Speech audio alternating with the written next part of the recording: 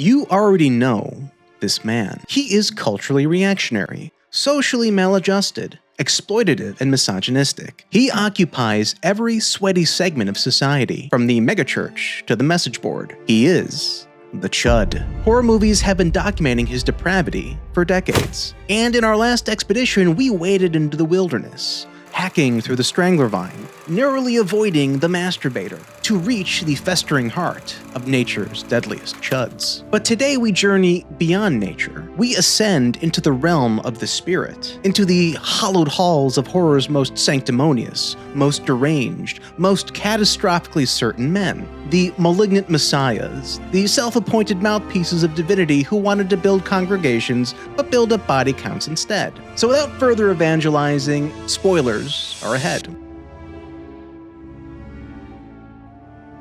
Real-life Chud, Jimmy Savile, was one of the most evil people in British history, which is quite a feat considering he shares a timeline with Jack the Ripper and James Corden. Savile was a pop culture legend and prolific child abuser who buried decades of predation beneath his trademark tracksuit and his manic, empty grin. So it makes sense that the character he inspired in Alex Garland to create is one of the most impressively evil Chuds in recent memory. Which brings us to Jimmy Crystal of 28 years later, an orphan of the rage virus and the first Chud of today's terrible taxonomy. As a child, he witnessed civilization collapse and his family torn to bloody bits by the infected. His only surviving memento of this time is a gold crucifix his vicar father gave him before getting zerged by rage zombies. Jimmy kept the crucifix, but defiled it by inverting it. And that's his character in a nutshell. Because the identity Jimmy builds from the apocalypse is a satanic smoothie of Hot Topic edgelord, Dark Age chav, and serial killer sadist, blended into a single erratic psychopath who carves a cult from the corpse of England under the pretense that he, Sir Lord Jimmy Crystal, is Old Nick's heir apparent, the devil's chosen son. His ragtag band of filthy followers, the Jimmies, worship accordingly. They evangelize by skinning people alive, profaning the flesh, defiling the body in spite of the spirit. They recruit by raiding settlements and reducing them to a single survivor, who then must fight an existing Jimmy in a single elimination deathmatch. Winners gain the cult's protection and lose their names and souls in the process. This is what makes Jimmy the Skin Saint. More beast than man, the Skin Saint worships the grotesque by pulling down the divine and skinning it, by mutilating the Christian God's creation in a nihilistic worship of cruelty and carnage. But make no mistake, what Jimmy Crystal truly wants are mirrors, not missionaries. An army of Jimmies in matching tracksuits and shitty blonde wigs, a congregation built entirely in his own hateful image. The Skin Saint had pretensions of legacy, of populating the cursed earth with Jimmy clones, stretching into eternity. But he didn't reckon on Dr. Ian Kelson, a survivor whose reddish skin, stained by prophylactic iodine to ward off infection, and whose habit of building metal-as-fuck temples from human bone in the English countryside, has convinced the Jimmies that he is, in fact, Satan, Jimmy's supposed father and author of his divine mandate.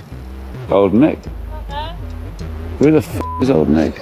Jimmy demands that Kelson validate his dubious claim, but during a badass ritual of heavy metal, pyrotechnics, and hallucinogens, Kelson turns the tables, manipulating the Jimmies and weakening Sir Lord Jimmy's control from the inside. Fearing that he was losing control over his cult, Jimmy fatally stabs Kelson but is fatally wounded in turn. His least Jimmified followers then overpower him and proceed to crucify him on an inverted cross, where he cries like a bitch until Kelson's pet monster daddy presumably finishes the job. Hail Satan indeed. The Skin Saint wanted legions. He wanted to be Legion. But he ended as Christ ended, forsaken and alone on the cross. But at least Jesus wasn't such a little bitch about it. And speak of the devil,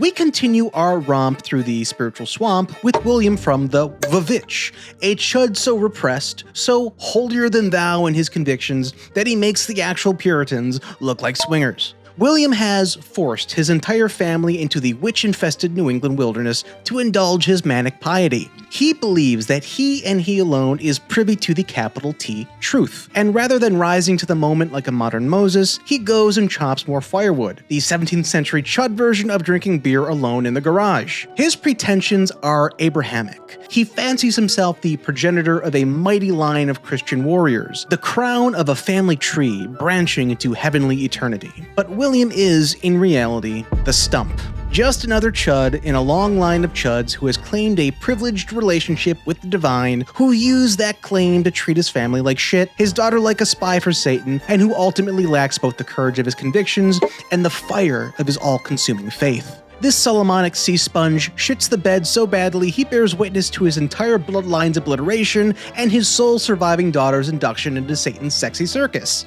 The puritanical version of moving to Jacksonville and taking up pole dancing. And here's how he manages it. William drags his entire family out of England for the religious freedom of the New World, where, surprise surprise, he finds even the goddamn Puritans too loosey-goosey for his taste. He and his family are expelled from the safety of the plantation for being absolutely insufferable, and forced to survive among the wolves and witches of the untamed wilderness. Satan gets to work immediately. A witch takes the baby Samuel first, promptly converting him into the New World's first skincare product, and his daughter Thomason takes the blame. His wife Catherine is beside herself with grief, convinced that her baby, in addition to being locally sourced organic skincare, is also in hell because it wasn't baptized, and the stump retreats to chopping firewood instead of, comforting her. Then Thomason takes her brother Caleb into the woods to check on animal traps to avoid starving to death. Their horse gets spooked by a hare that totally isn't Satan, and the two get separated. Check doesthedogdie.com to find out what happens to the family dog Fowler, and Caleb is seduced by a witch in dire need of more baby lotion. He stumbles back that night naked and bewitched and dies in a deeply homoerotic way for Jesus, and Thomason gets blamed for that as well, despite the fact that her twin siblings spend all their time deep in conversation with a hateful black goat. The stump's response to all of this is to lock his kids in Satan's very own goat pen. In the morning, the twins are gone, the goats are gutted, and Thomason is covered in blood. And before William can make an even bigger botch of things, Black Phillip solves the problem for everyone by goring him to death and burying him under a pile of chopped firewood, the purest possible symbol of his chuddish inadequacies. And in the end, Thomason signs her soul away to Satan and parties naked in the woods, freed from her puritanical shackles even as she's bound to the Dark Lord for eternity. The stump's pretension was that he was an oak. In reality, he was simply ash, a stubby remnant who provided no support, no stability, and ultimately not even shelter for the family who sheltered beneath him. And while we're on the subject of familial annihilation, Longlegs is the third specimen in this terrible taxonomy, but don't let his placement fool you. He's also the most virulent. William believed God called him to build a holy lineage in the wild. Jimmy Crystal believed Satan called him to flood the earth with Jimmy Crystal. Longlegs received a different kind of calling. He wasn't tasked to lead or evangelize. He was given the profane mandate to spread, to move through the world invisibly, leaving something of himself behind in the homes he visited like a satanic Santa, something that would take root in the dark and cause each family to rip itself apart from within. Because what Longlegs truly is a disease vector, and that distinction marks him as the spore. The spore drifts seemingly at random, carried on the wind to whatever family Satan has marked for dark deliverance. And there, he leaves a little something of himself behind. A dark orb nestled in the skull of his creepy dolls, which contain what can only be described as satanic spores of unmaking that cause the father to destroy the mother to destroy the child. This familial annihilation is a darkened version of Christian theology, which is also symbolically represented by the crap ton of inverted triangles, a profaning of the Holy Trinity, hidden throughout the film like a fungal signature. Because what makes the spore a chud above is what he causes others to do on his master's behalf. He operates not unlike the zombie fungus that infects carpenter ants, which hijacks their nervous systems and forces them to climb to a certain height before erupting through their skulls to release a fresh payload of enslaving spores. Longlegs does the same thing, but to people. In the film, he enslaves Lee Harper's own mother, enlisting her in his satanic pandemic, infesting her basement, spreading his filth and terror through her like a sentient black mold. It's eventually revealed that Lee herself has been spiritually occluded by Longlegs, who made a doll in her image and suppressed something within her until her mother destroys it and releases both Lee and the black spore-like substance stored inside. Longlegs is eventually caught and interrogated, where he reveals to Lee just how total his infestation of her life has been. Like a mold that's already spread through the walls before you notice the smell, his contamination was complete long before anyone thought to look. He then destroys himself, obliterating what plastic surgery hasn't already ruined, in one final profane gesture toward the devil whose mandate he carried. But death can't stop the spore. Destroy the fruiting body and its spores are already airborne, already drifting, already looking for purchase in another unsuspecting family, to end in blood again. And speaking of bloody endings,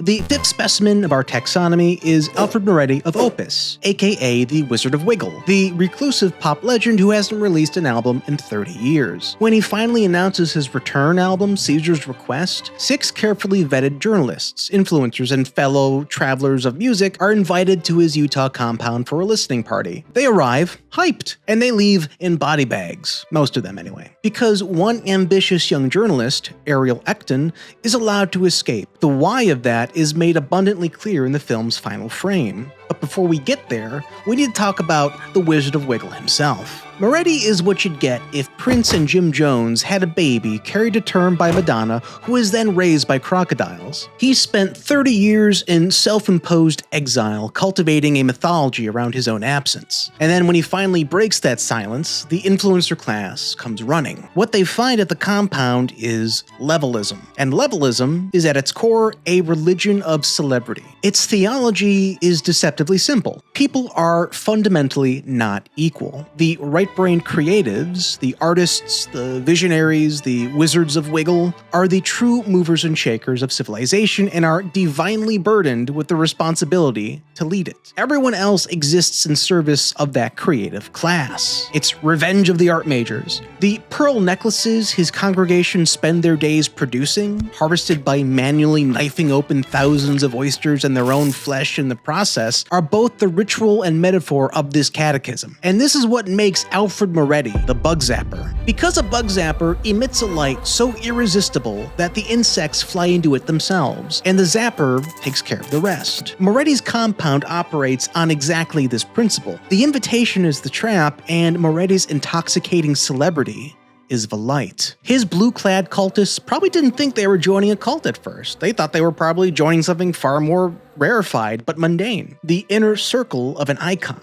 But the bug zapper induces an almost out-of-body state of being starstruck, a frenzy of fanaticism, and so his fan club gradually morphed into something else. The bug zapper's win condition is your need for him, a need so profound that you'll accept whatever personal surrender that nearness requires, like fashioning, where your bodily autonomy is casually revoked along with your pubes. And this is how cults operate, by exploiting the unbearable human need to belong to something that matters, led by someone who seems genuinely to matter more than most people. But Moretti's operation has a layer that puts him above every cult leader, real or imagined, who came before him. Because the massacre at the bug zapper's Utah compound is a product launch. Because Ariel escapes and writes the book that transforms Moretti from icon to iconoclast. His victims become martyrs. His prison sentence becomes mythology. His levelists, all very much alive, disperse throughout society and begin quietly infecting the world with levelist propaganda. And Moretti tells her as much in a prison interview 2 years later, but Ariel doesn't truly internalize it until the film's final scene. Ariel is on a talk show promoting her bestseller about surviving the levelers. She looks down, and her interviewer is wearing a levelist's pearl necklace. And this is when it hits her. Truly hits her that she was a pawn in the bug zapper's grand design from jump. And that's why she was allowed to live, and that's why levelism began to spread.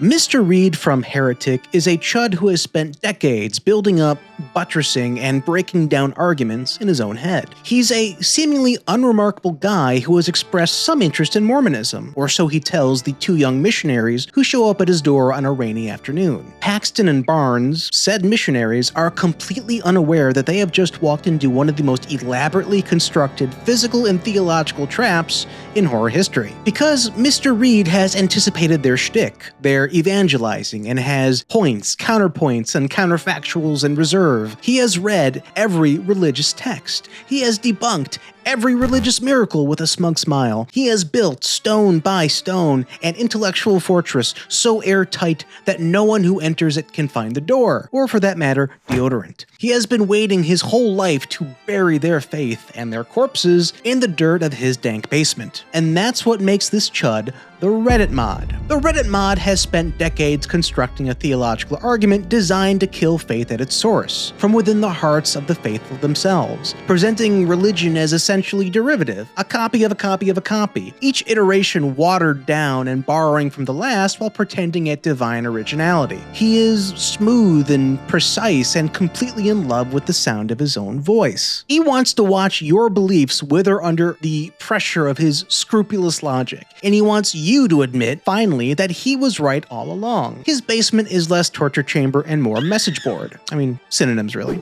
Reed has even built props. In his basement, a decrepit woman appears mid-movie and eats a poisoned apple and dies. Reed announces that she is a prophet of God for some reason and that the captive missionaries will witness her resurrection. It is, of course, a misdirection. A second woman, hidden in the chute, rehearsed to deliver Reed's carefully scripted afterlife testimony. But here's where the Reddit mod's plan fails. The hidden woman goes off script. She tells them it's not real, and Reed, the man who has anticipated everything, can't handle a single variable he didn't account for himself. So he slashes Barnes's throat to cover the improv, the equivalent of dropping the band hammer mid-debate on someone who's poked far too many holes in his argument. Reed spends the film's final act bleeding out in his own basement alongside the woman he thinks he's murdered, still arguing and still convinced that their debate can be won if he just outlasts his remaining opponent. But it's then that Barnes miraculously self-reses and bludgeons his capacious brains in with a nail-studded wooden plank before finally, truly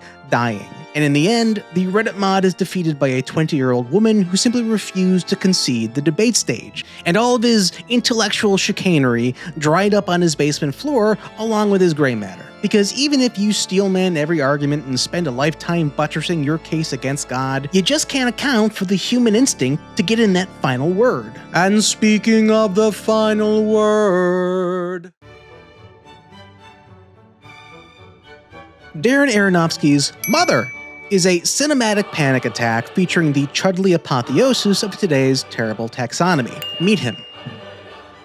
No, that's his name, him. He's a poet experiencing some writer's block, and the only cure for it is to let all of humanity throw a non-consensual rager in his home while his wife fights a desperate losing battle to keep order. So let's just establish right now that Mother is an allegory for the Christian story of creation, and it's about as subtle as a sledgehammer to the forehead. Every character is a stand-in for a larger concept. Mother is the earth goddess herself, Mother Nature. Their home is literally called paradise. The uninvited, deeply unpleasant people who keep showing up at their doorstep are the motley crew from the book of Genesis, a diseased Adam, a very cougary Eve, and their sons Cain and Abel, the former seemingly raised on an exclusive diet of Jordan Peterson and Andrew Tate. And our specimen, him, is an allegory for God himself. And God, it turns out, is an asshole. A selfish, absent-minded creator who sets the plot in motion and then seemingly fucks off to pursue his own interests while his creations suffer. Totally not a metaphor. A man who watches paradise slowly dissolve around his wife and does absolutely nothing about it because he is too busy drawing inspiration from the chaos to notice her drowning in it. And this is what makes him the deadbeat dad. The deadbeat dad would be the ideal mate for the so-called trad wives of today. He does nothing to help around the house, tasks his wife with fixing it up, cleaning it, and cooking all of his meals, including a whole-ass banquet she slaves over while barefoot and pregnant. He neglects her emotional needs completely, and expects constant praise and adoration in return for the privilege of his presence. He is moody, unpredictable, and wholly consumed by his own self-centered process. When his high-maintenance needs aren't met, he throws a hissy fit, and when they are met, he barely even notices. As the film unfolds, things get progressively, cosmically worse for Mother. Him gets inspired by his own terrible children showing up uninvited, by the fact that he knocked up Mother, and by the adoration of humanity populating his home, and basically gets high in his own mythological supply. Humanity careens from awe and wonder at his creative prowess and rizzed up presence into possessive worship, which the deadbeat dad craves and adores far more than the love of his wife. Then things really accelerate. The population of people inhabiting paradise explodes. They trash the place, they revolt, they invent communism and try to kill God, they fight several wars in the living room, and then Mother gives birth to Him's child. Supposedly, ostensibly, the savior of mankind. Him immediately wants to show off his new son to the rest of creation. Humanity responds by accidentally snapping the newborn's divine neck and pulling him apart like crazy bread and eating him in a deranged reenactment of the Eucharist. Mother, understandably, loses her shit, starts killing people and gets beaten to a bloody pulp, and escapes long enough to blow up paradise, forcing him to restart the entire cycle of creation from scratch. Because that's what the deadbeat dad does. He sticks around until things get complicated or he gets bored and then moves on from them without a backwards glance. The deadbeat dad is the font from which all chuddishness flows, the original template, the cosmic proof of concept that a man can claim divine authority, demand unconditional love, consume everything around him in service of his own ego, and face no consequences whatsoever, because he is the one who decides what those consequences are. Every chud in this taxonomy learned it from somewhere, and they learned it from watching him. And so we add another chapter to the terrible taxonomy of chuds. Sir Lord Jimmy Crystal, the skin saint who kept the crucifix and defiled it, who built a congregation in his own image but died alone on his own cross, forsaken by the very Jimmys he created. William, the stump, who fancied himself the originating trunk of a mighty family tree of Christian warriors, who then meekly watched as Satan picked them off one by one while he chopped firewood. Longlegs, the spore, whose profane mandate required no congregation, no presence, no church, just the quiet work of darkness spreading through the world, one annihilated family at a time. Mr. Reed, the Reddit mod, who built an intellectual prison in his basement and discovered, too late, you cannot drop the band hammer on a nail-studded plank. Alfred Moretti, the Wizard of Wiggle, aka the Bug Zapper, who needed witnesses as much as he needed acolytes and who received both in abundance. And finally him, the deadbeat dad, the font from which all chuddishness flows, the cosmic proof of concept that a man can claim divine authority and still be an asshole. 6 more chuds! 6 more unholy additions to the Chudsploitation Taxonomy. And God only knows where we're gonna end up next. If you liked my video and want more of this kind of content, like and hype the video, sub the channel, and let me know down below which chuds I should be doing next. And the next time you see me, it'll be from a new studio, and I am totally stoked on that. I'm Goblinsburg, thank you for watching, and I'll see you in the next one, and in the next taxonomy.